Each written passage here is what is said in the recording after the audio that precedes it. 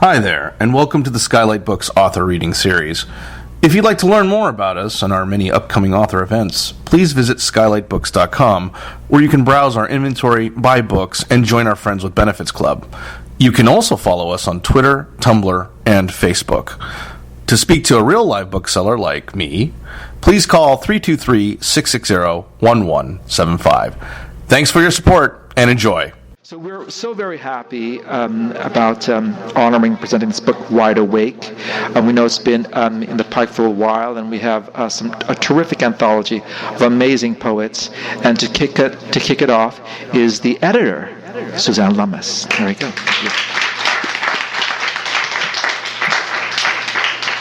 Carly, is this the right order now? Are we in the order that I'm going to talk about the anthology for a little bit, then I'm going to introduce Carly Archibek.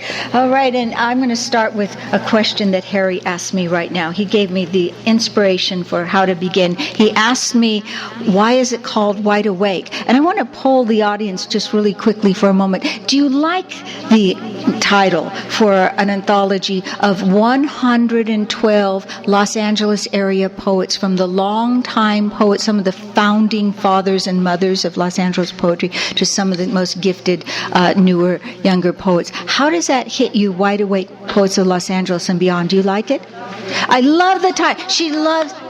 I'm so glad. At least we got one. Anybody else? If some people are neutral, some people... Good. Okay, we're up to... Good. All right. And I will not force a response out of each and every one of you. Oh, hi there. I know you. All right. And what it means to me is this, that so often Los Angeles is characterized as being a city of vague dreamers, of people with unrealistic hopes. It's been called the Boulevard of Broken Dreams, Dreamland, La La Land, and for at least decades, the rest of the country had this perception of people who just sort of lounged around on the beach and went surfing, and everybody wears a bikini, and it's so I looked at the work that was coming in and the work that I was selecting from, and I thought about how fiercely awake it was, how alert, how perceptive, how savvy, and how absolutely aware of the world, the physical world around us, and also the social, political world, and also the world beyond and outside of LA, across the nation and around the world. And I thought, wide awake. The poets here are wide awake. They're not missing a thing. So that's the title. And I think I want to compliment Holly on something before I sit down in a moment. Holly, I hope this doesn't get all the other 111 poets in the anthology mad at me.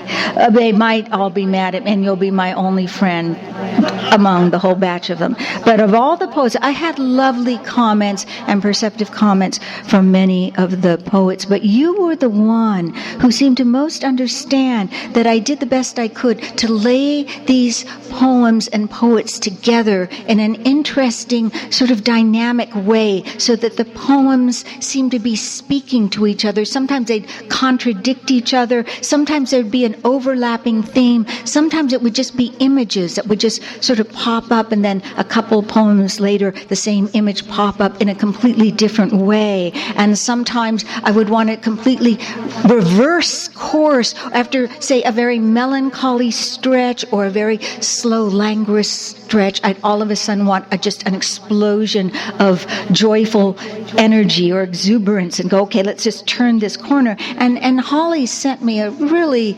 sensitive and perceptive email about that. And other poets have other good things.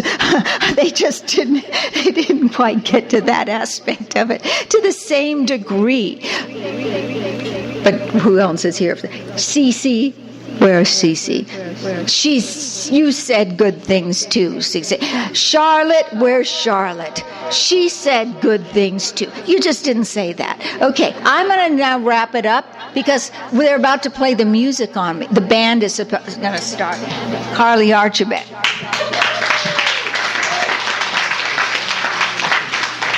Hello, ladies and gentlemen. I'm Carly Archibek. I'm the Assistant Director of Beyond Baroque, and we're very happy that you've all come to this Wide Awake reading. It's so nice to see a full group. In fact, we wear a lot of hats at Beyond Baroque, so I'm also the publicist, so I'm going to take a picture real quick. Everybody say hello. We love literature. Yay! Yep. There we go. Okay. So there's 112. Who said fromage? Dave McIntyre, ladies and gentlemen. Just because he's an anarchist doesn't mean he doesn't have a sense of humor. So we have 112 poets brought to us by Suzanne Levis, more than 112 poems. And what we've been doing is we've been trying to have a reading a month that's a wide awake reading, because we can have an excellent reading every time. C.C. Perry is going to be at the NoHo Lit Crawl in October 20th. That's our next reading. Actually, that's not true. We have two more readings this month. One at Beyond Baroque, which will be 100,000 Poets for Change. Has anybody ever heard of that? Yeah, it's all over town. There's a lot of different readings to choose from. Ours is the best, of course, because we have James Reagan, Charles Harper Webb, Laurel Ann Bogan, Doug Knott, and Robin Costa Lewis reading. Those are our headliners at 6 o'clock, and then we have other poets. Please check it out online. So what I'm saying is we have a lot of poetry to get through, and I'm going to start. So S.A. Griffin, who's a longtime friend of mine. Where are you? Are you over in the corner, S.A.? He is. No. By the way, S.A. said good things too. He did. S.A.'s lying asleep. And you're going to get to hear those good things in just a moment. So Holly and Harry both sent me their bios. I know S.A. I know a lot of things about S.A., but I'm not exactly sure what he would want me to say about it. So I thought, well, I'll look in the Wide Awake biography section. And and what does it say? S.A. Griffin lives, loves, and works in Los Angeles. So I'm going to go with that. And without further ado, I'm going to introduce the amazing S.A. Griffin.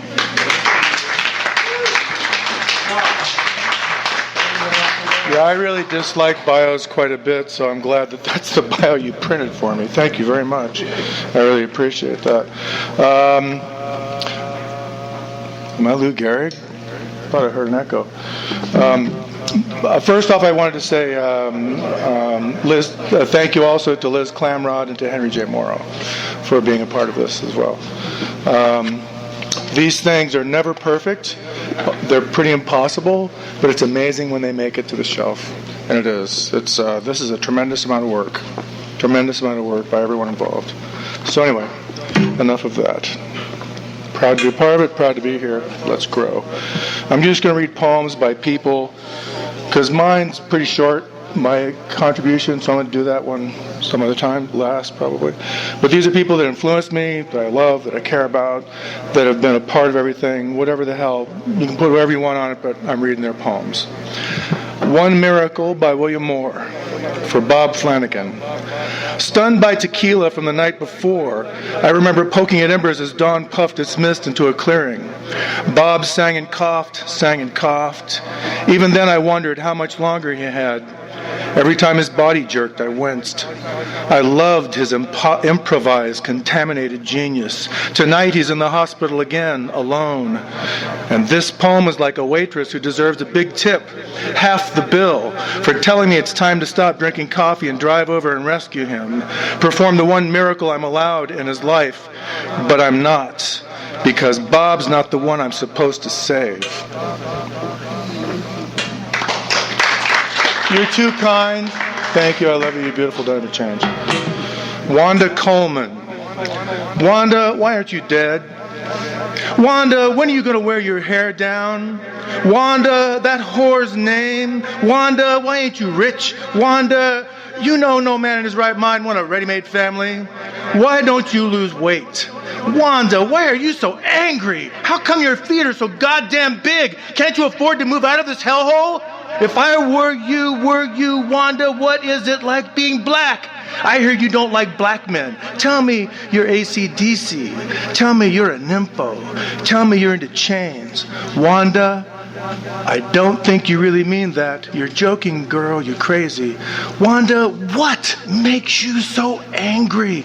Wanda, I think you need this. Wanda, you have no humor. You too serious. Wanda, I didn't know I was hurting you. That was an accident. Wanda, I know what you're thinking. Wanda, I don't think they'll take that off of you. Wanda, why are you so angry? Wanda, why are you so angry? I'm sorry. I didn't remember that was so important to you. Wanda, you're always on the attack. Wanda, I wonder, why ain't you dead?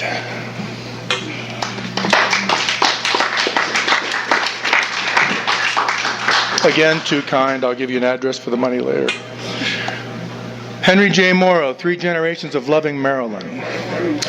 I'm fuzzy on how I came to love her, but when Dad uttered, "It's Marilyn," we swept into the living room to watch Some Like It Hot on the black and white TV. She reigned on the screen with her sexy sway as if her knees were tethered together by a fine leather braid. It was Dad's impulse to pause the family for everything, Marilyn, pointing to her Gentlemen Prefer Blondes poster on the side of the bus, or holding up a Marilyn lampshade at Woolworth and proposing for the dining room. Yesterday, wearing white sunglasses and a Marilyn Rhinestone t-shirt, my teenage daughter sauntered down the stairs out to the family barbecue. Pivoting in the sun, she watched 2 eagles fly towards the ocean. Then she raised her chilled wine, took a sip, and entered summer.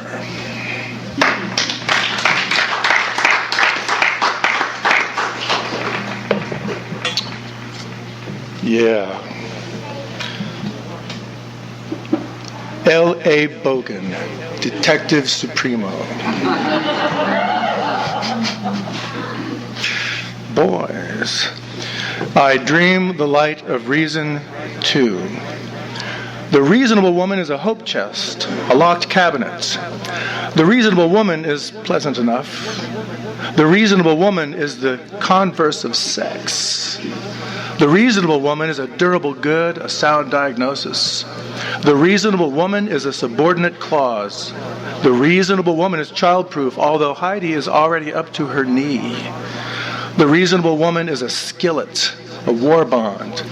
The reasonable woman is a fugue heard on the intercom. The reasonable woman is a graph of stock options, the percentage of return. The reasonable woman is open to suggestion. The reasonable woman is a string bean, a cauliflower, a field of potatoes. The reasonable woman is a packet of Alka-Seltzer in the accounts payable file. The reasonable woman is considering bankruptcy. The reasonable woman is a stacked heel, a running shoe. The reasonable woman is a pair of pantyhose in the bathroom sink. The reasonable woman is fat-free. The reasonable woman is a shadow of herself. Why would the reasonable woman become unreasonable?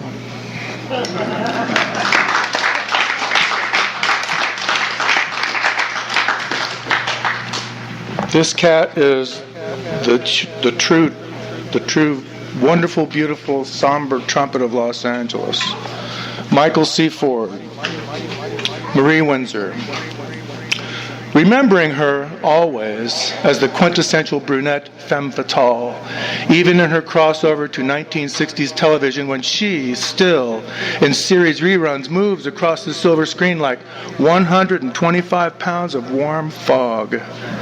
She always essayed the kinds of women who were these troublemakers on The Untouchables, or perpetrators on The Rifleman, or murder victims on Perry Mason, a woman then who kept reinventing herself as a counterpoint of feminine infinities, even with intense considerations directed towards Belle Starr, Lady Outlaw, equestrian buckskin barometer.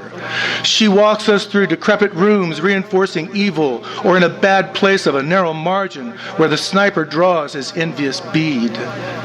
I admired her most when she essayed a rocket scientist from East St. Louis and convivially commiserating with cat women of the moon.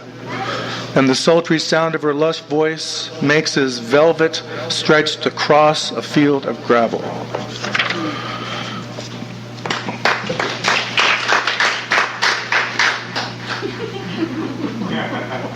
Please. Gail Ronsky. I swear to God I'm Lou Gehrig. I swear to God, this is the most wonderful day of my life. Life.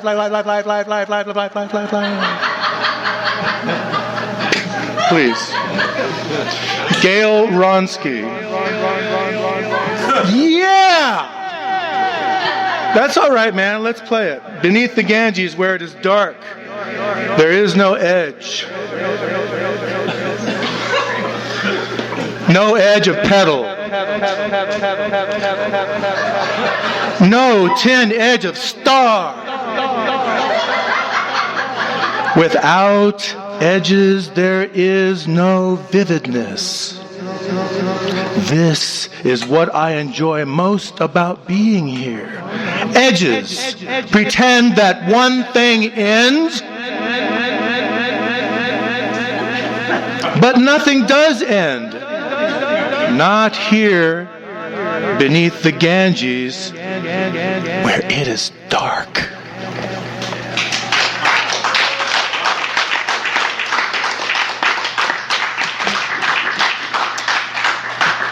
And this is one of the most beautiful poets, I think, alive in Los Angeles today.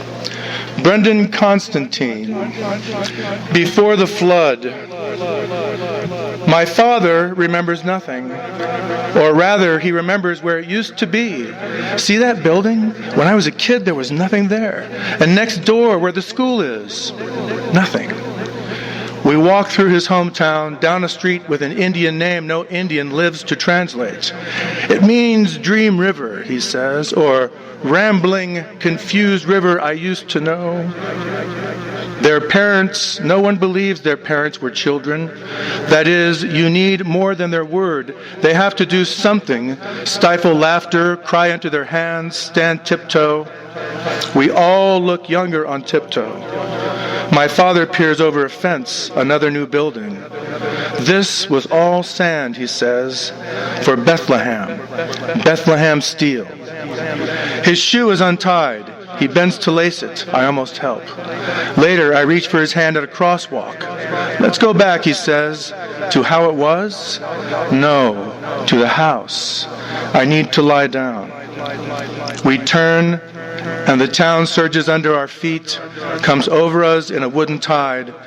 I get my arms under his, kick for both of us. He doesn't try, doesn't speak when his house goes by.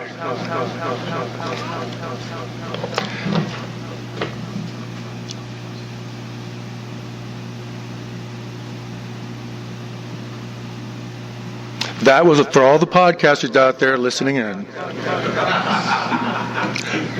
Thank you. For real. Linda Albertano, beloved. Everyone, take this to heart. For you, Linda, beloved. Thou art incendiary. Thou sendest me up in sparks 100 times a day. Thou makest me hum like 1,000 buzzing phone lines yammering through dizzy nights. When thou smilest upon me, I'm money in the bank. When thou snarlest, I am as bad check bounced and cowering in thy heart's darkest dumpster. Thou art the lion of La Cienega, the rose of Sherman Way. I love to lay eyes on thee. Thou ringest through me sudden and bright as fresh champagne. My switchboard overloadeth. Thy breath is as clean laundry folded behind my lips. Thy teeth art as white Lincolns parked in neat rows. I love to taste the texture of thy skin. Thine eyes art interstellar. Beloved, thou art incendiary. Thou sendest me up in sparks.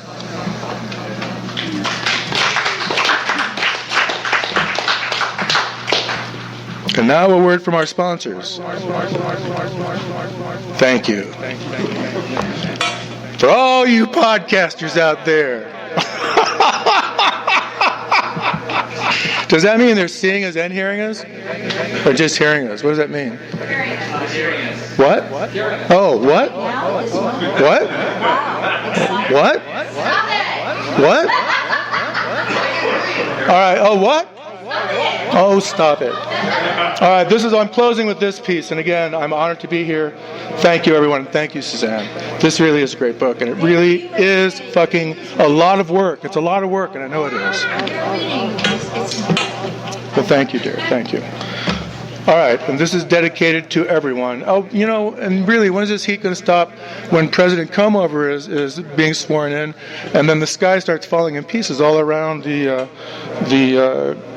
fascist wall. I choose not to believe in war, holy or not. If I were Christ, I would be a drink of water. If I were Buddha, I would gladly kill myself in the garden of your eyes forever. If I were Muhammad, Mecca would be the journey in your touch. If I were a Jew, the Holy Land would be the covenant of my blood, singing Hosanna in your veins. If I were an atheist, I would call your every footfall God, leaving footprints in the moment. Thank you.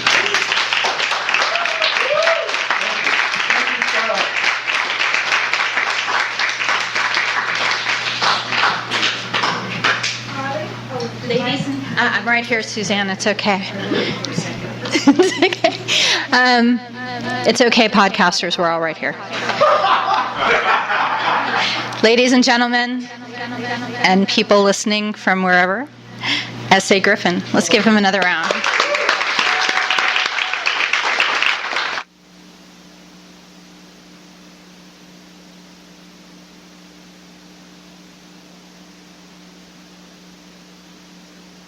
Of God knows where. He makes an amazing macaroni and cheese. And he just recently edited together a collection by Scott Weinberger called The Official Language of Yes from Percival Press, which is very, very... Do we have it? It's right there. It's gorgeous. Look at that book. It's huge. It's glossy. It has pictures. $25. Available at beyondbaroque.org. No, just kidding. There's the book. It's beautiful. It's like $25. It's gorgeous. And I'm especially fond of it because our bookstore at Beyond Baroque is called the Scott Weinberger Bookstore and Poetry Lounge. So anyway, that's enough for me. Anyway, essay, he does help so many people. So our next reader is just the sweetest person I know. You're so nice, Holly. I really do just adore you. So Holly sent me a bio, which I'm going to read from, but she says I a lot. So when I say I mean Holly. I'm like speaking in a royal kind of I.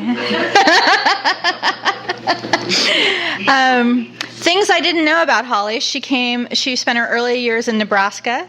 Then she moved to Michigan. She graduated from Albion College. Is that how we say that? Albion College in Michigan in the 1960s. Then she worked secretarial jobs in high school teaching in the 1960s. I immediately flashed to like Mod Squad or something, Holly, the teacher. Or maybe Room 222, I'm not sure. None of you know what I'm talking about. Except maybe S.A. and Spencer. Oh, and Dave. Okay. Good, I feel better. 3 people, that validates me, right? Okay. She got lots of awards. She got hired by the Department of Labor, well, Poets in the Schools, but through a grant from the Department of Labor. And then... Make poets employable. How'd that work out for you? I just need to know, was that grant renewed? Because I dream of that grant. 1 year only. It was an experiment. It failed. But anyway, it did get Holly more in touch with poetry. She started teaching. She teaches at USC, which is awesome. I wish I could go to USC. And she's married to Harry Northup, which makes her extra awesome. So I probably didn't cover everything, but I covered the most important thing. She's awesome, Holly. And her poetry is dazzling. Please welcome Holly Prado.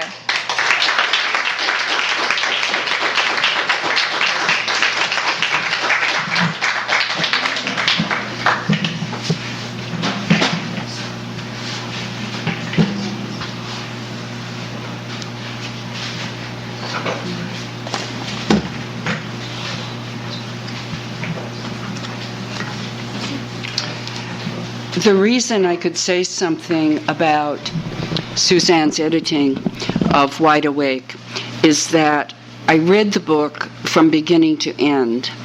I didn't intend to do that. Usually with an anthology, it's organized alphabetically or thematically in some way. You can just read around in it. But I read the first few poems and I saw what she was up to. And I saw the thought that went into the juxtaposition of the poems, and I'm hoping that you will buy a copy of Wide Awake and read it from page 1 to the very end. It's worth it. It's really worth it. Thanks to Pacific Coast Poetry Series and Beyond Baroque for this anthology.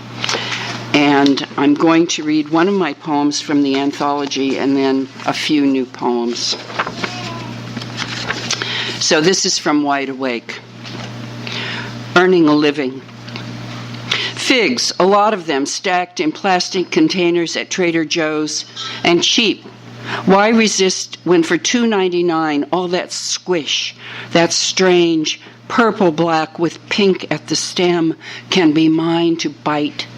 Not a vampire bite, not a rabid dog bite, but the healthy, loving bite into fruit which seems to actually enjoy its fate, being eaten, as we're all chomped on by whatever swallows us eventually.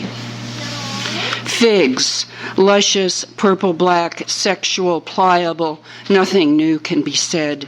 We can only repeat. Pliable, testicle, vaginal, the fig-eating scene in Women in Love, a movie which includes 2 men wrestling nude in front of a burning fireplace.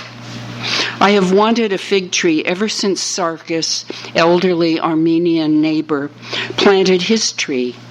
I saw how fast it grew, how abundant, confident, joyful figs hung on their huge leaved branches. The lesson of age is this: often more is denied than granted.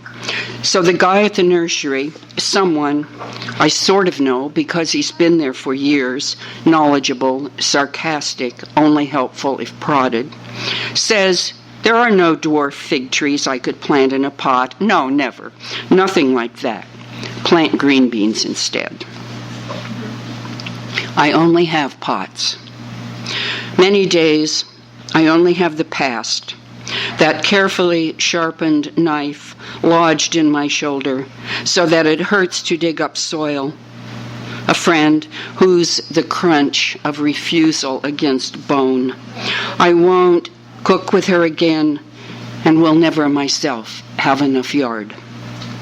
Sarkis said, pick figs, go ahead, pick figs. Armenians are clannish but not selfish. My people, although they planted this country with wheat and logic, didn't teach me figness. So, I pick up the abundant figs at Trader Joe's, then set them where they ripen on my narrow countertop. Any redemption of the heart needs the body. Those men wrestle not to kill, but to adore muscle as faith, a painful shoulder as ready earth. Come, figs, grow here.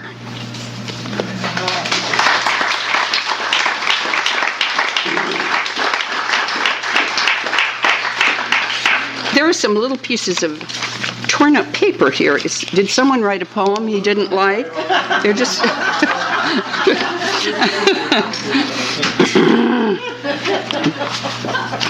And these poems are from this summer. Such great need for reassurance. Summer reading shifts from plot toward essays about sin. Despair, the sin that's not forgiven, matches our parched landscape, Southern California drought. Despair itself refuses to forgive whatever we have stolen, lusted after, eaten much too much of, envied, flattened with our angers. Nature slams herself against us, screaming, creative and destructive mother, mother of us all. This morning I looked through my box of necklaces and bracelets, beads and silver, lovely colors, thinking if I decorate myself for you, make visible my respect for beauty, what we've taken from your body, incised, and hammered into something I can clasp around my wrist, my throat. Do you watch this? Does it resonate with mercy, sanity, release from rage? The girl I saw today walked fast, dark hair prowling down her back, tight jeans and clean white t-shirt, a perfect you, great mother, purposeful, intense. Can you let us worship your fine style? Can you give us then wet sky, surrender, loosening, a generosity of rain? Creatrix of my elbow and of that rare star named La Superba, star as red as your ripe mouth, your raspberries and my lipstick, which I wear to be your daughter. Mother, please release us. We've run out of firemen to squelch the wildfires north of us, where even men who try are killed by you. 3 firefighters trapped in their car, not able to escape the flames. This summer, there's no plot, no light reading, nothing working out, no rain. And then the corpse flower blooms, fierce cone from which a nasty-smelling blossom rises so infrequently that thousands rush to smell. Your death, your rot, even this we long for. Anything that's yours we love. Can't you believe in us? We are your great predicament. We are your grammar and the Mozart that I listen to, his string quartets. Surely these are yours, his youth and fertile mind. Our genius, harmony and suffering. Mozart gone to you, to burial too soon, just as the men who helped you tried to contain your fire, your anger, your incessant vengefulness. What can we do for your despair, for ours, which matches yours, which does belong to you? We're made of you. Ocean, our beginning, flatworm, our first brain, ape and syllables, and the heat this summer, rising every day as blame.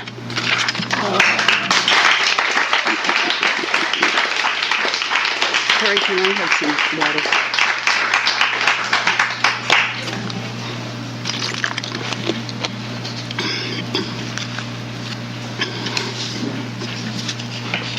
The gorgeous field. July rain, unusual. Its thunder brings everybody out to stare into blue, gray, pinkish clouds, thinking that our prayers make sense. Rain, rain, please, please, release us from our drought. Allie, our young neighbor, dashes from her apartment saying, I want to see some lightning, as if lightning's a great miracle, which I guess it is this year. So little weather drama here in Southern California. Such great need for reassurance, meaning rain, rain, rain. After I've been gone until mid-afternoon, the thunder starts again when I get home. That means Rose has entered heaven, Harry says. Our cat, beloved last cat of our house, died this week. When Harry mentions heaven, Rose's heaven, it's just like rain. Our prayers have heard themselves.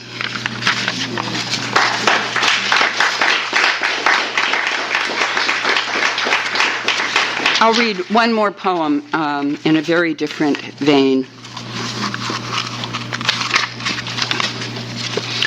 This is for Harry. Wear Your Body Without Shame, Dodgers versus Phillies, July 8th, 2015. I'm afraid I can't stand long enough to walk into the stadium. I hope the hefty, kind, intentioned woman cop will help. I never thought I'd use a word like kind for any LAPD officer. Maybe watchful would be better. Nobody wants a fan to fall and break her wrist or ankle. Nobody wants to set a bad example about family safety in the ballpark. Family. Ace pitcher Clayton Kershaw and his wife have had a baby recently. My beloved stepson, Harry's son, has taken his small daughter to see baseball in Wisconsin, where they live. So far away. Too far away. I don't envy athletes when they travel the whole summer long. I only want to see the granddaughter who whispers, "Hi," into the phone. Probably can't remember what I look like from the one short visit she and Dylan made over a year ago. Win and loss. Loss and starting over every single game. What makes us love a sport? The way a pitcher can stay interested after years and years of throwing that white ball. Fastball, curve, slider, changeup. Changeup, slider, fastball, curve. And yet I never tire of language, or of Dylan's phone calls, his reports on Oceana's progress, her attempts at conversation. Hi, meaning hello to the big life ahead of her. May she grow beautifully in every way. May Clayton Kershaw's kid be blessed with its own talents and vocabulary. When I arrive at the security checkpoint, may the kind police get me through the line into my seat right next to Harry, where I'll stare onto the gorgeous field, the diamond, symmetrical, well-tended, with its hilly background and the palm trees at their California best. The flag sways way up in the air, waiting for another version of our anthem to be sung. I hope the singer doesn't try to hit a high note on the proud word, free. Land of the free. Just let it go at that. Let us lean back, consider the beauty of a sport, a family, my body, even limping and unsteady. I'm here. I have my ticket. We're in July with its long days. Harry says, we're getting old. We need all the light that we can get. Thank you.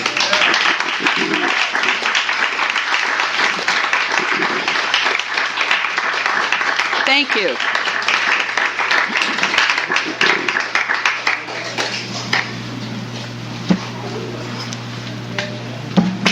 Ladies and gentlemen, Holly Prado.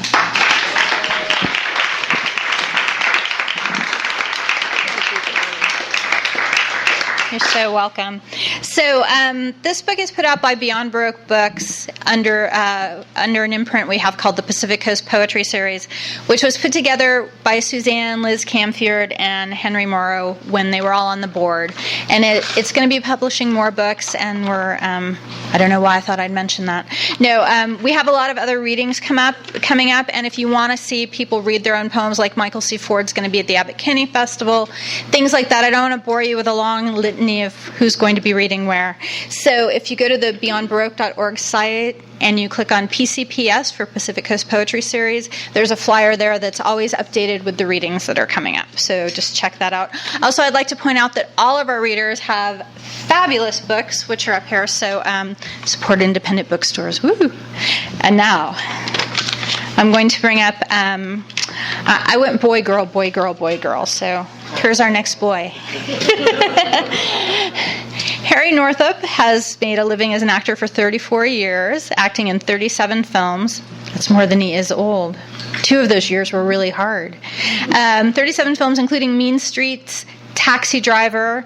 He was in the first 6 of Martin Scorsese's films, which is awesome. You can see him everywhere. Once you see him, you can't unsee him.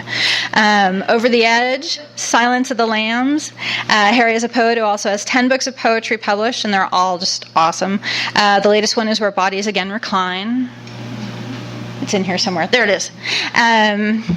Please welcome Harry Northup.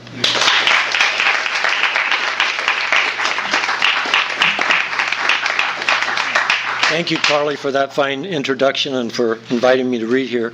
Thank you, Suzanne, for including me in this marvelous anthology. It's an honor and a pleasure to read with Holly Prado, S.A. Griffin, Suzanne Lummis, people, poets I admire and respect. I will read my poem, Make a Poem, from Wide Awake, and then I'll read a few of my new pieces. Wide Awake came about, Diane Wachowski was going to read at or teach at Idlewild. She had been asked to replace somebody, and she had to go into a class and just tell people or suggest to people to write a poem on different things, and she'd never done that before. So that put a seed in my mind, and then about a week later I wrote this poem right here, Make a Poem.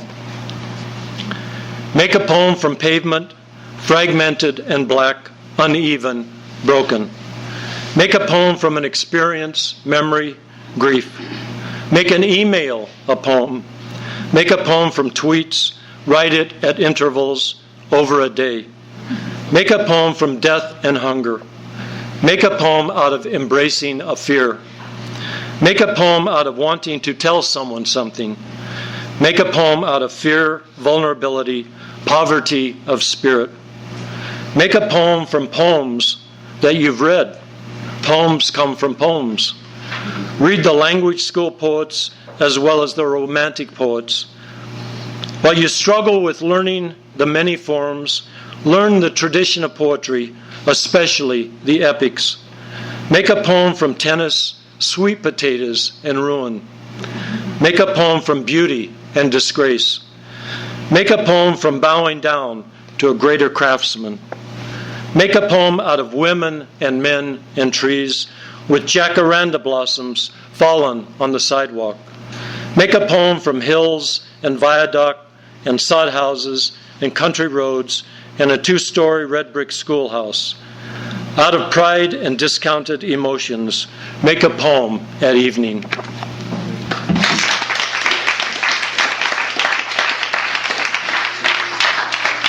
I went to a little 2-story red brick building out in the country and 2 miles from where I lived. And in the 5th grade, we learned Emily Dickinson and Walt Whitman. And I remember when I was in the 5th grade, I memorized, Oh, Captain, my captain, stood up and recited it to the class. I'm now going to read a series of hitchhiking pieces. I will begin with a short preface. When I was 11, our family lived in Manzanola, Colorado. Manzanola is 8 miles from Rocky Ford, the watermelon capital of Colorado. One Saturday, I hitchhiked to Rocky Ford. I got a ride in the back of a pickup to Rocky Ford and a ride in a car on the way home. My first hitchhiking experience. After a year in Manzanola, we moved to Seward and Stepo, an army base where my dad worked. We lived in Ordville, a housing project off the base. The nearest town, Sydney, where I attended junior high and high school, was 12 miles away. 2 miles down a blacktop road to Highway 30, the Lincoln Highway, 10 miles east to Sydney. From age 12 to 16, I hitchhiked back and forth to Sydney many times. Hitchhiking 1958. In 1958, after 6 days at home, I cut my Christmas 14-day leave short. A girl I liked, and whose photo I kept on the inside door of my locker, was not home when I was scheduled to pick her up for a date. I went home and packed my Samsonite suitcase. The next day I took a bus from Sydney, Nebraska to Denver and hitched out of Denver to San Diego, where I was stationed at Naval Training Center waiting to go to radio school.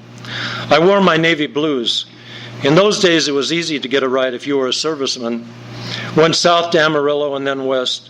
One couple who gave me a ride bought me a hot beef sandwich with mashed potatoes and gravy and a glass of milk. I couldn't get a ride out of Albuquerque, so I went to a nearby U.S. Air Force station, got a military plane to a base near Las Vegas, then one to San Diego. When I got to the barracks, it was deserted. All the mattresses were folded up on the racks. I was the only one there. Hitchhiking 1962. I attended Nebraska State Teachers College at Kearney in the fall semester in 1961. A few weeks into the spring semester, I quit.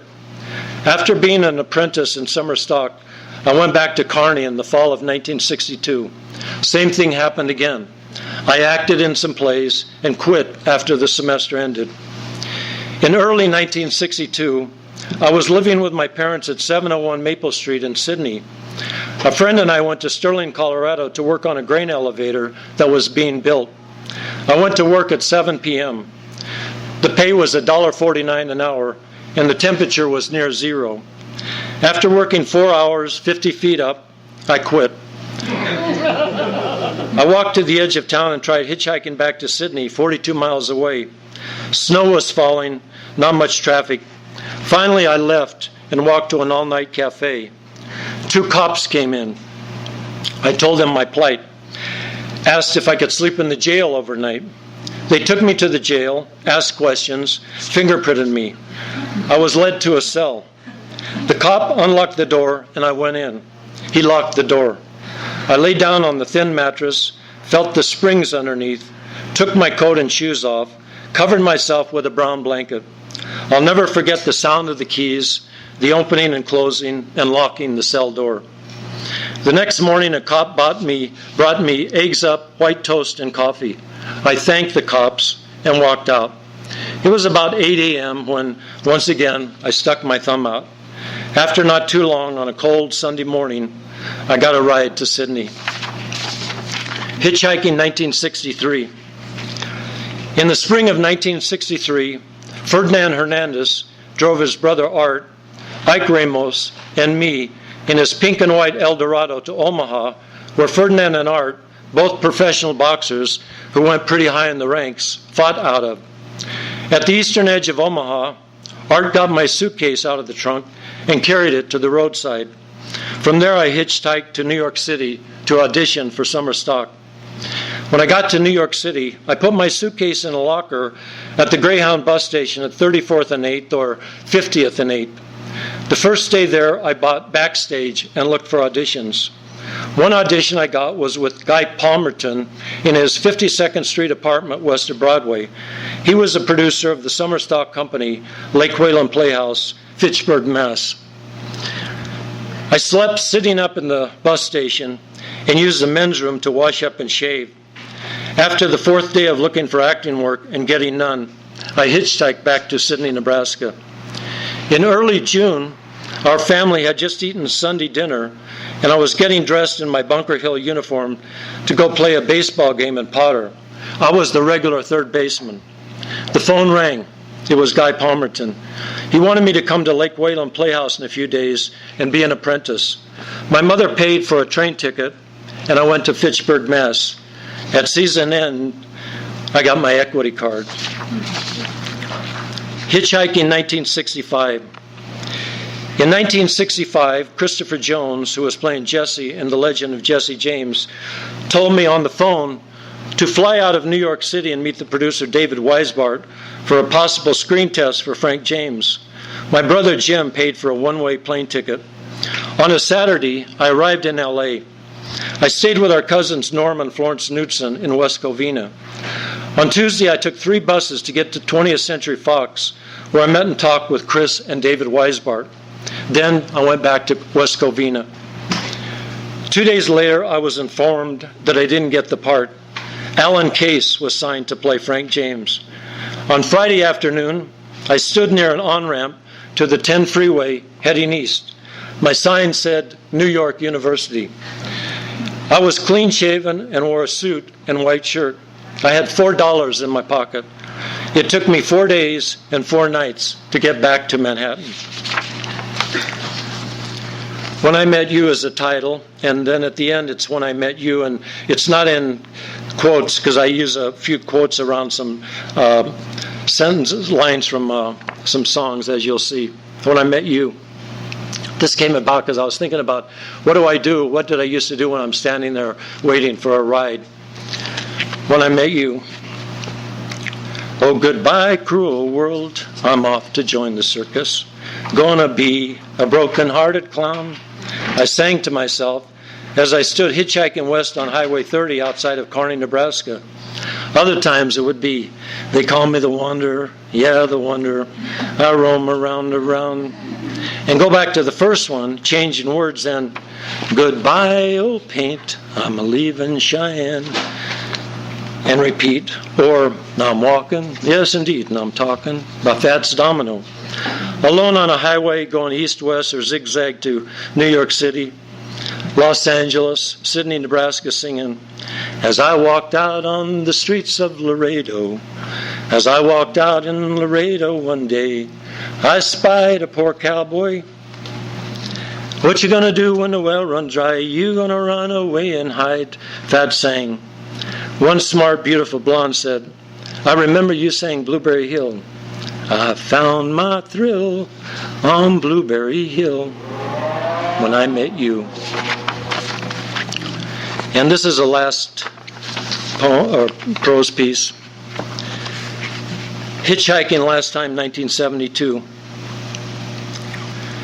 Martin Scorsese cast me as Deputy Sheriff Harvey Hall in Boxcar Bertha, which was going to be shot in Camden, Arkansas. When I talked to Roger Corman, he wanted to hire a local actor for the role in Camden. I told him, get me there and I'll get home on my own. He agreed to that. The film company paid my airfare one way, put me up in a motel, gave me SAG minimum and per diem. After the shooting, which went well, I took a bus from Camden to Dallas. From there I hitchhiked to L.A. I was 31, and that was the last time I hitchhiked. A few rides got me to West Texas, where I saw the most beautiful sunset. About 9 p.m., I got tired of standing off a highway with little traffic.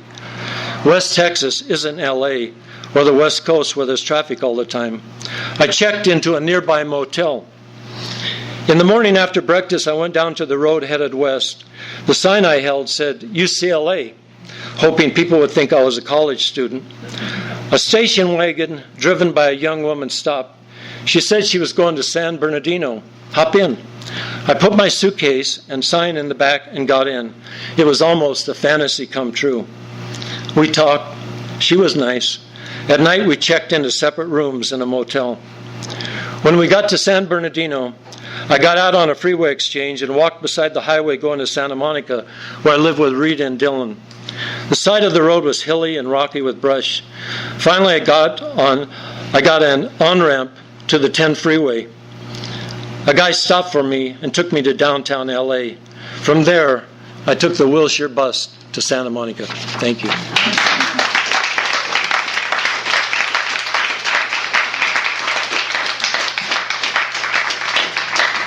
Thank you, Harry.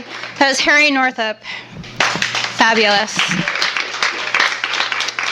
All right, our final reader this afternoon. And again, I want to thank you guys so much for coming out. This is such a great crowd. Thank you for supporting poetry, bookstores, books, the whole kit and caboodle. Our last reader is the editor of the collection, and she too is going to share poems that are not her own by poets that you haven't heard yet. Suzanne Lummis.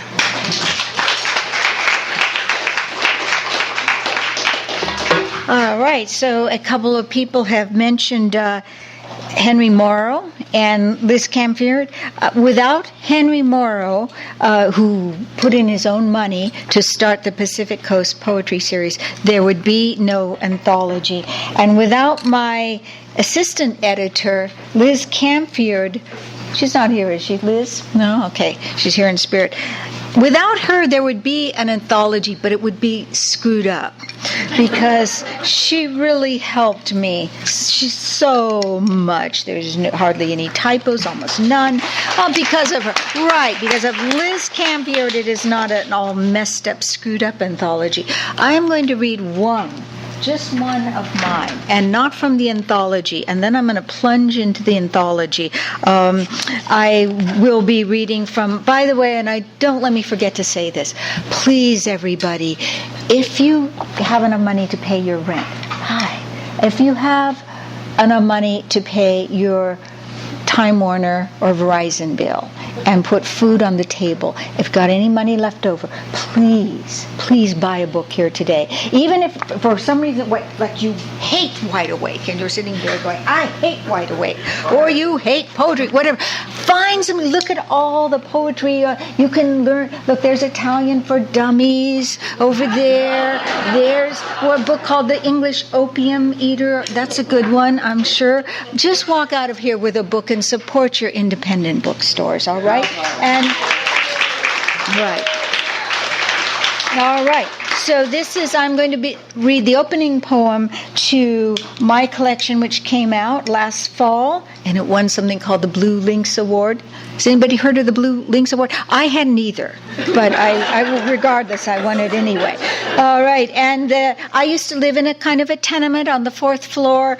A lot was going on at night all over the building. It was a building, I can't tell you the whole story, but I just had to sleep dressed because I often had to run out in the middle of the night to deal with whatever was going on. And in this case, there was a big car crash out in the streets, and I ran down 4 flights of stairs. It's called Hot Pursuit. It wasn't the grind of brakes, cry of metals unforgiving each other. No. It was that so delirious and slow plowing headlong into and past traffic light, street lamp, then the disruption of parked truck that got me out of bed and down 4 flights of stairs onto the street. The rubble of smashed glass makes the sidewalk shine. The traffic lights lying knocked flat. One cop car stopped behind the spot. The others in pursuit. The kid hit the ground and took off by foot. Everyone's drained out of the donut shop, the Armenian dance hall, owl drugs. Homeboys in t-shirts and blue tattoos. In LA, it gets like this at night. Hot. We stare at the parked truck that got punched from the back, then at the criminal car. Under the flung hood, the motor stamps and steams. Look at that bumper. We yell, that crested wheel. And the glove compartment sprung, so the deeds of legal ownership drift out the driver's side. The driver's doors sprung wide. It's like so ajar. It's like Chamberlain's sculptures from crushed cars. Here is the art of disaster, the art of the split-second fatal bad choice. I know how our mistakes change the shape of things, but to look at the twists and turns the kid put in this Ford coupe, you'd think what he wanted really was to make a crazy staircase and climb up. I'm going to plunge into here. Now, I made a promise. I'm going to try to keep at least most of my promise. I might not be able... Marilyn, you snuck in on me. I made a sort of a rash promise that I would read a poem by everybody who was here, who has a poem in the anthology. I might not be able to get to everybody, but I'm going to try to get to, if I don't get to you this time, Marilyn, I might owe you one. I do want to read Charlotte Innes's poem. Where's Charlotte? Okay, Charlotte has, she finishes up a little suite. There's a little, you call a suite of poems, of love poems, and it begins, where's essay?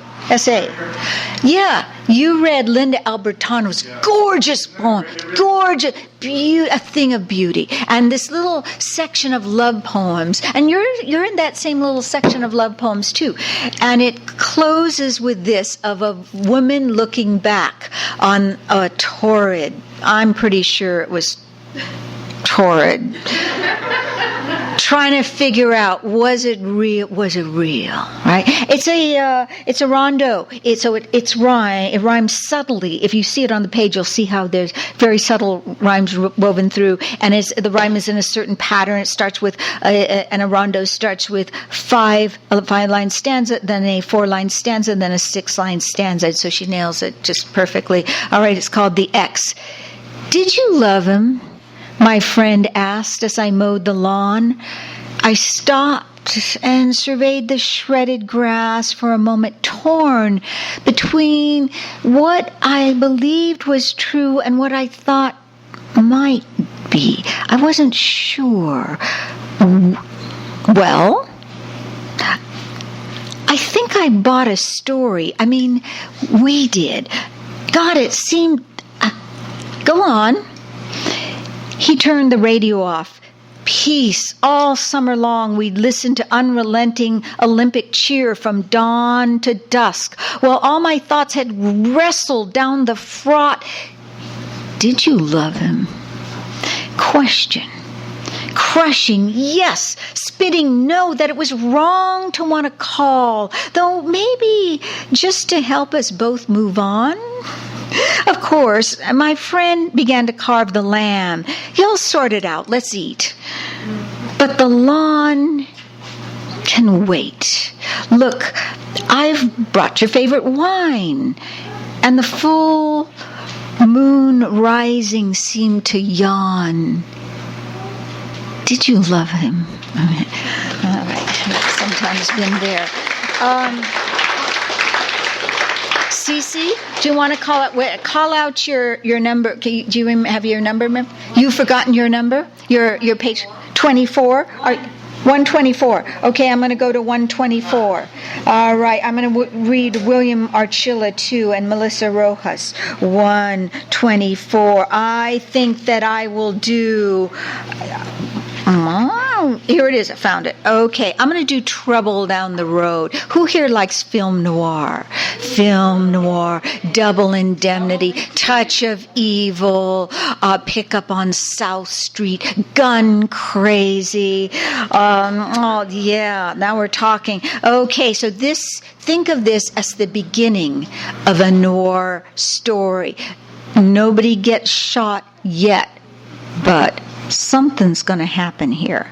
This is the setup. This is how it begins. And Cece wrote this in my noir class. It's called Poetry Goes to the Movies. Film noir, poetry noir. Okay, Trouble Down the Road. At the flat top grill, he was all business. Flung raw eggs dead center into the corned beef hash like a strapping southpaw.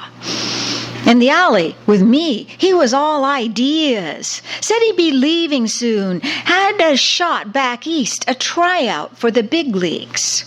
Said his sister would loan him a Buick convertible and he'd fill it with malt beer and tuna. All he needed was a woman to hold his cat while he drove. I like animals, I told him. Then I dropped my cigarette into the dusty clay, ground it out, slow.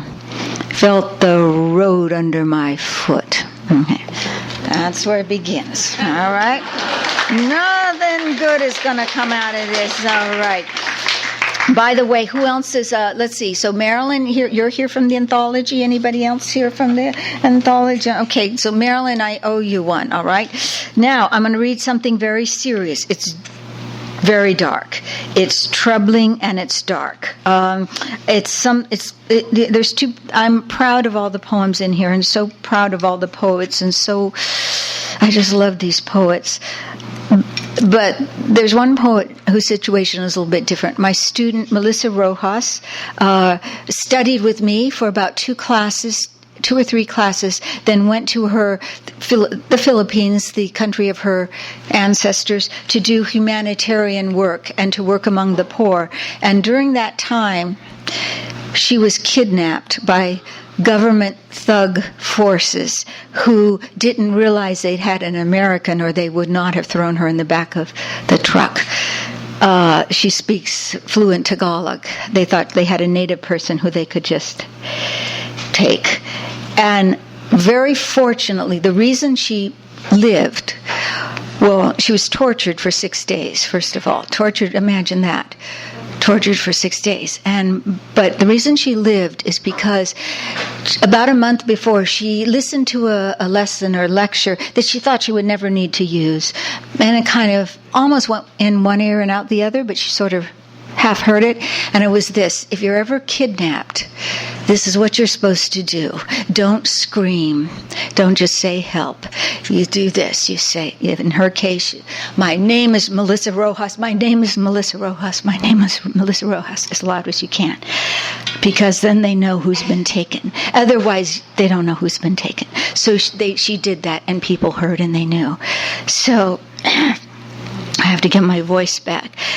Then she took, when she was finally recovered, she spent a long time just getting healing again, basically. And then she took another class from me, and it restored her to her poetry. And she said poetry saved her life. And there's 2 poems in here. There are very few poems about torture by somebody who's actually been there, because it's like as if something dramatic happened to me and I was asked to paint about it. There's been people who've been tortured, they've been written poems, but they're not poets. So I've seen an anthology of poets who've been through that, but they rhyme and they don't capture it. They're just not poets. Just the way if I tried to make a painting out of something that happened to me, I'm not a painter, so it wouldn't really express it. But here's poetry that really expresses it. And then I'm going to read the poem that I found to follow this geography lesson, it's called. I can show you the maps on my body, bruises the torturers left, those scattered brown things in a mouth thick with layers of tongue, sticky keys and a hung note.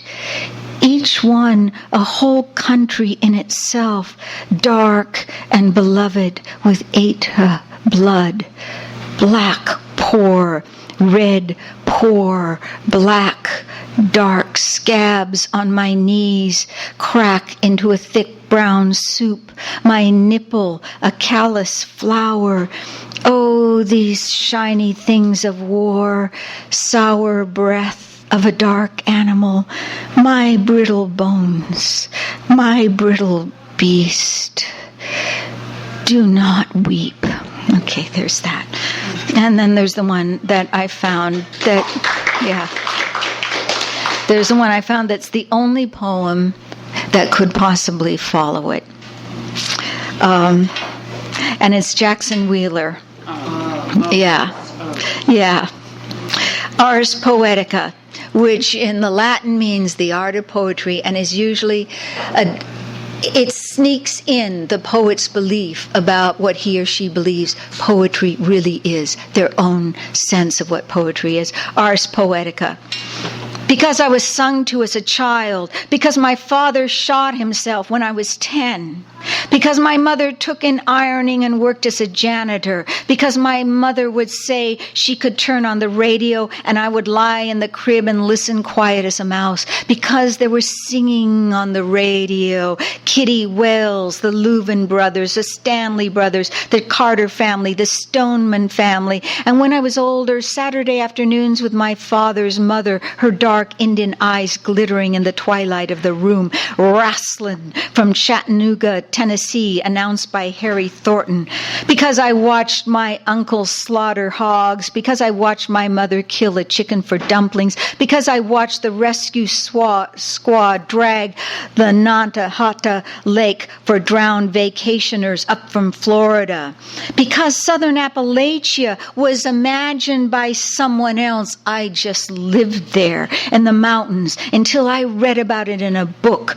other than King James Bible, which is all true, my mother said, every jot and St. Matthew tittle of it, because God is a burning bush, a pillar of fire, a night wrestler, a swath of blood, a small still voice, a whisper in the virgin's ear, because my family is full of alcoholics, wife beaters, spendthrifts, and big-hearted people who give the shirts off their backs, because their stories lie buried in the graveyards, because their stories have been forgotten, because their stories have been misremembered, because my father's people said they were from Ireland down Wexford way, because my father's father baptized people, because my father's mother bore a child out of wedlock and was part Indian, because my mother's father got his leg crushed at the quarry, because my mother's mother died of brain cancer in her 50s. My friends think I talk too much, don't talk enough, that I'm too queer for company, that I'm not queer enough. My mother's people were Scots and Welsh. 3 cheers for the beard of Brodie Marr. 3 cheers for the blood on the shields of the Keiths from Wick. 3 cheers for immigration, the waves of it and the desperation behind it. Let's hear it for King's Mountain and the Scots' revenge for Culloden. 3 cheers for extended family, the nameless cousins, all the petty griefs and regrets, the novels never written, the movies never made, the solace of the bottle, the solace of sex, the solace of loneliness, of which there is plenty. All hail the poetic arts and the art of poetry and the knowledge at the heart of it all. Words bear witness. Yeah. Okay.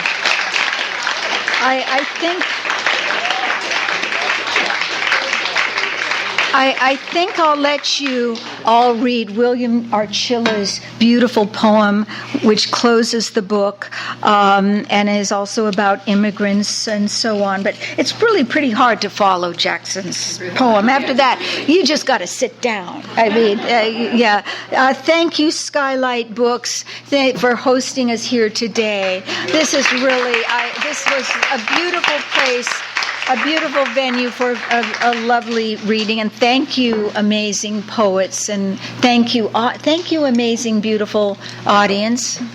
I hope I get to meet all of you now. Thank you, Suzanne Lummis. Extra round of applause for the editor.